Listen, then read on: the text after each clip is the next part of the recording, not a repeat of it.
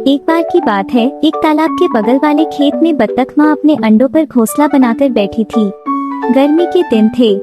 धीरे धीरे एक एक करके उसके सारे अंडे फूट गए। सभी बत्तखों ने कहा क्वैक क्वैक, लेकिन एक अंडे से बच्चा नहीं निकला।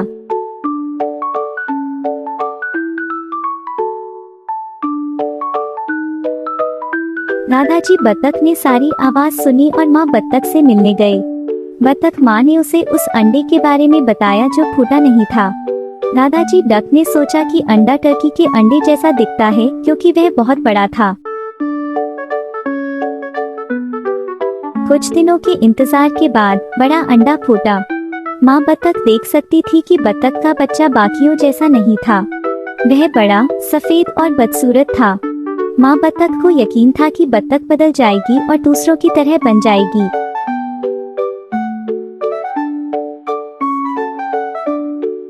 माँ बत्तख और बत्तख के बच्चे तालाब में तैरने गए। बदसूरत बत्तख दूसरों की तुलना में बहुत बेहतर तैर सकती थी। इस बात से बत्तख माँ बहुत खुश हुई।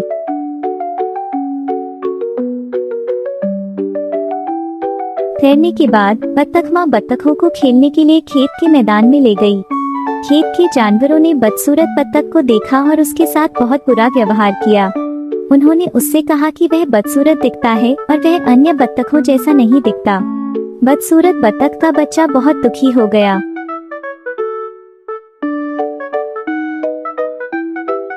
माँ बत्तख अन्य जानवरों से खुश नहीं थी और उन्होंने उनसे बदसूरत बत्तख को अकेला छोड़ने के लिए कहा।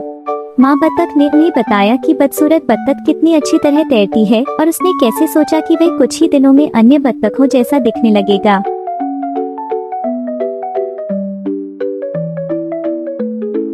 दिन बीते गए और किसी ने मदर डक की बात नहीं सुनी। खेत के जानवर अब भी बदसूरत बत्तख का मजाक उड़ाते थे। अन्य बत्तखें भी उसके प्रति क्रूर थीं और उसके साथ नहीं खेलती थीं।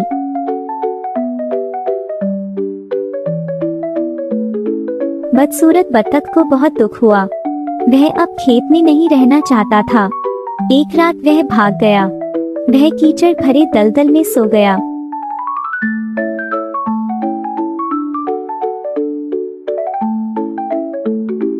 अगली सुबह बदसूरत बत्तख जाग गई और उसने कुछ जंगली बत्तखों को अपनी ओर देखते हुए देखा। उसने उनसे पूछा कि क्या वह उनके साथ रह सकता है।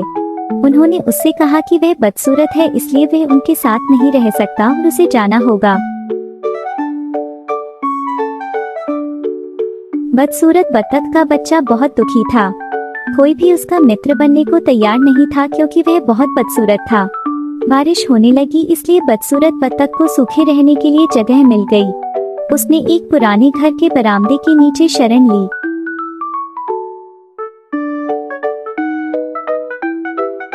अगले दिन घर का दरवाजा खुला और एक बड़ा कुत्ता बाहर आया। कुत्ता बदसूरत बत्तख पर भौंका और बत्तख को बहुत जल्दी भागना पड़ा।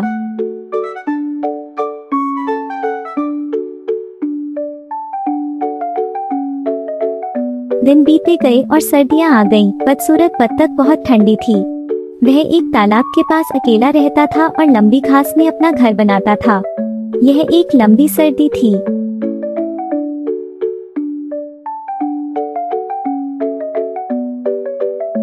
अंततः वसंत धूप वाले दिनों के साथ आया। एक दिन तालाब पर बदसूरत बत्तख ने 3 खूबसूरत सफेद हंसों को तैरते देखा। बदसूरत बत्तख जानता था कि वे उसे दोस्त के रूप में नहीं चाहेंगे क्योंकि वह बहुत बदसूरत था।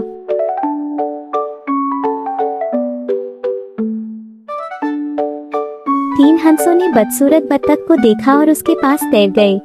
उन्होंने कहा, हेलो नए हंस। बदसूरत बत्तख ने उनसे पूछा कि जब वह बत्तख था तो उन्होंने उसे हंस क्यों कहा। हंसों ने उसे बताया कि वह बत्तख नहीं है और पानी में अपना प्रतिबिंब देख रहा है।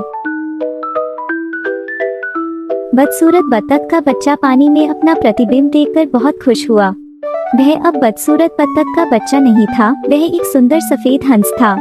तीनों हंस उसके दोस्त बनकर खुश हुए और वे सभी तालाब में तैरने लगे।